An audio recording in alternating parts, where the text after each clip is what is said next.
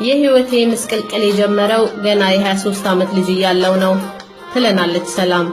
ሊያስተምረንም ሊያሳዝነንም ሊያስቆጨንም የሚችል ልብ መሳጭ ታሪክ ባለ ታሪኳ ሰላም ነች። እኔ ሀና ወንድምስሻ እንደዚህ ያቀርበዋለሁ።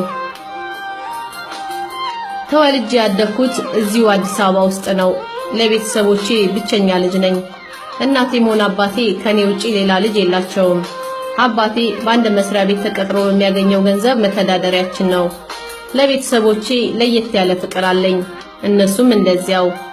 ትምህርቴን አጠናቅቄ ለዩኒቨርሲቲ የሚያበቃ ጥሩ ውጤት በማግኘቴ በአዲስ አበባ ዩኒቨርሲቲ ውስጥ የሳይኮሎጂ ተማሪ ነበርኩ። በዩኒቨርሲቲ ቆይታዬ ብዙ ጥሩም መጥፎም የሚባሉ የህይወት ፈተናዎችን አሳልፌያለሁ። እዚያ በነበርኩበት ጊዜም አንድ ዩኒቨርሲቲ ተማሪ የኔ ዲፓርትመንት የነበረ ሄኖክ የተባለ ልጅ ጋር ግንኙነታችን ጠነከረ። ሁለታችንም አመርቂ ውጤት አስመዝግበን የትምህርት ቆይታችንን በጥሩ ሁኔታ አጠናቀን ተመርቀን ወጥተናል። ነገሩ እንዲህ ነው።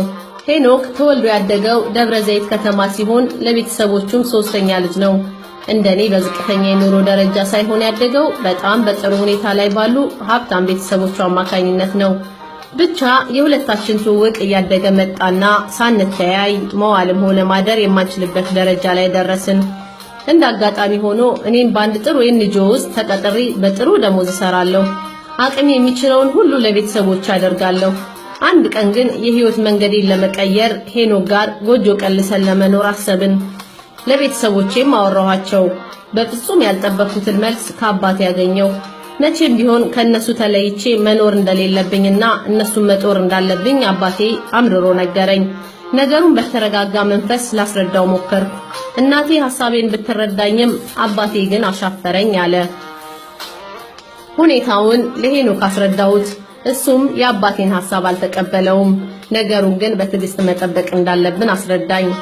ወራቶች አለፉና የሽምግልናው ቀን ደረሰ። በወግ በማረጉ ቤተሰቦቼን ባህሌን ሳላበላሽ ትዳር መያዝን ስለመረጥኩ ሽማግሌዎች በቤታችን ተገኙ። ነገሩ ገና ከጅምሩ አሻፈረኝ ያለው አባቴ የተቀመጡ ሽማግሌዎች ፊት ልጄ ሐሳቤን ካልተስማማች በእናንተ ፊት ረግሚያታለሁ፣ አሁን ጊዜው አይደለም፣ ትንሽ ጊዜ መቆየት አለባት፣ ሌላም እያለ ሽማግሌዎቹን ሳይስማማ ሸኛቸው። በወቅቱ ወደ ቤተሰቦቼ የመጡት ሽማግሌዎች በጣም በእድሜ ገፋ ያሉና የኑሮ ደረጃቸውም ከኔ ቤተሰቦች የሰማይና የምድር ያክል ነበሩ። እኔና ሄኖክ ተዋደድን እንጂ የሱ ቤተሰቦችም የቤተሰቦቼ የኑሮ ደረጃ ዝቅ ማለት ክብራቸውን የነካባቸው ይመስል ብዙም ደስተኞች አልነበሩም። አልፎ አልፎ የሚሰሙት የቤተሰቦቹ ሽሙጦች ትንሽ ይረብሹኛል። ያም ሆነ ይህ ግን እኔና ሄኖክ የአባቴን ሁኔታ ትንሽ ረገብ ለማድረግ በማሰብ አንድ መለስተኛ ቤት ተከራይተን ለመኖሪያ በቂ የሚባሉ ቁሳቁሶችን በማሟላት ወደ 22 ተብሎ በሚጠራው አካባቢ መኖር ጀመርን።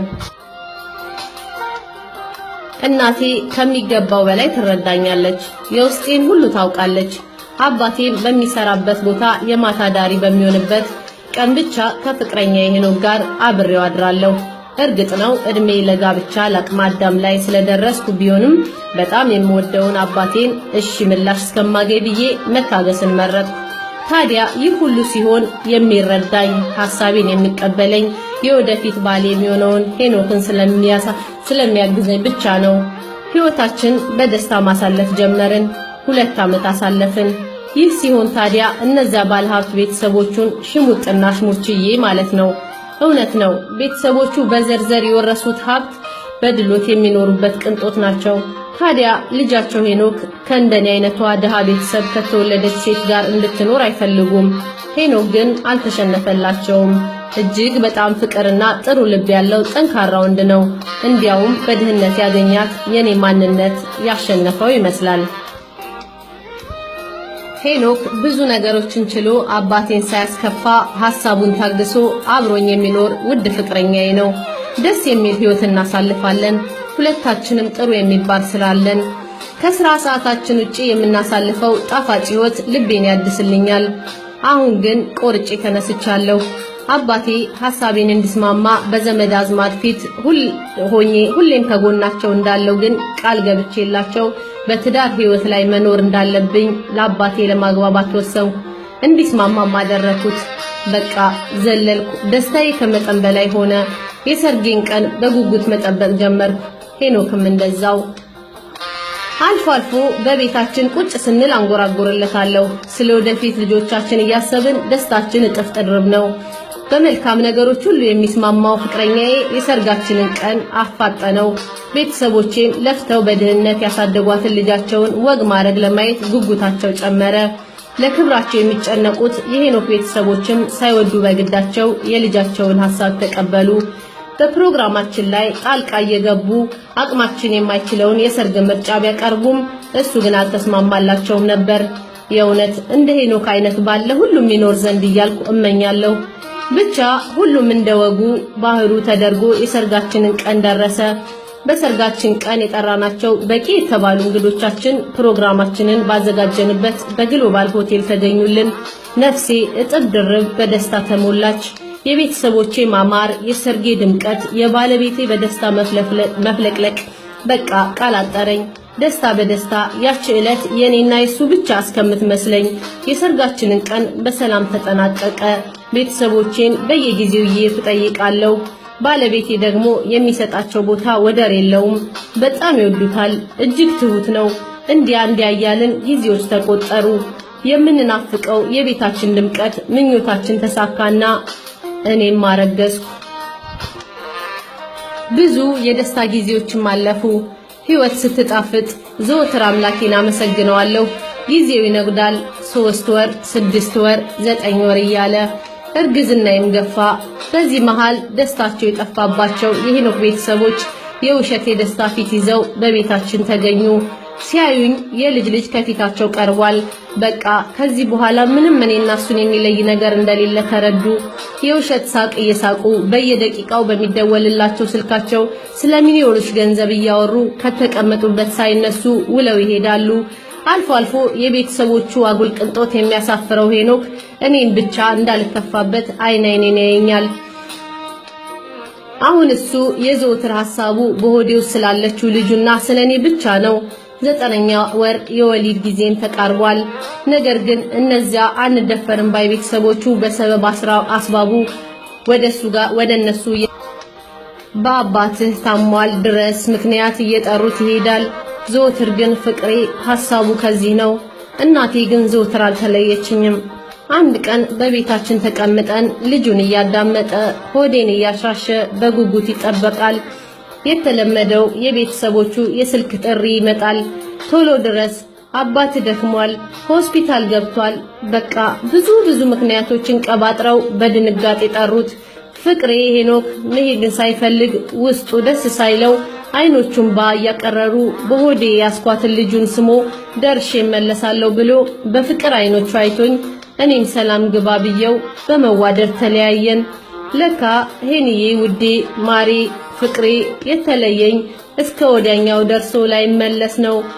ዛሬ ለመመለስ ሳይሆን ዳግም ላንተያይ ላላየኝ እስከ ወዲያኛው ነበር ሄደው። ከቤት ከወጣ ከ25 ደቂቃ በኋላ በደብረ ዘይት መንገድ ላይ ያሽከረከራት በሄደው የቤት መኪናችን የደረሰበት አደጋ ዳግም እንዳንገናኝ አድርጎኛል። ፍቅሬን ማሬን የወደፊት የልጄን አባት እንዳልገናኘው አድርጎኛል። የማልችለውን ሰጠኝ። ማመን አቃተኝ። በደረሰብኝ ድንጋጤ በሆዴ ያስኳት ልጁን ባላሰብኩት ሰዓት ከሆዴ ለማውጣት የትግል ጊዜ ገጠመኝ። ነገሮች ተደራረቡብኝ። የባለቤቴን የሞት አደጋ ውስጤ ሳይቀበለው ራሴን በማላውቀው ሁኔታ ሆስፒታል ገባው። ከቀናቶች በኋላ ስነቃ አንዲት አባቷን የመሰለች የምታሳዝን ሕፃን ሆዴ ላይ አስቀምጠውልኛል። ምን ልሁን? እንዴት ልቻለው? በደስታዬ ሳለቅስ እንባዬን የሚያብስልኝ ፍቅሬ የለም።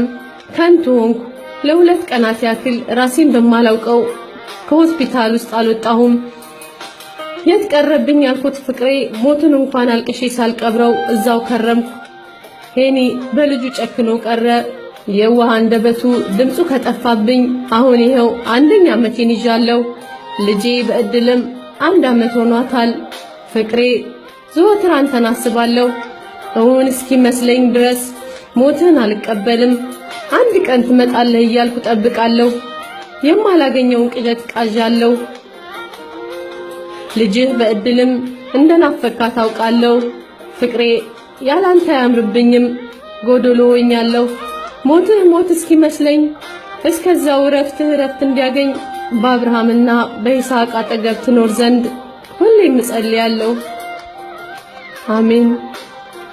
ያንተው ሰላም ነኝ።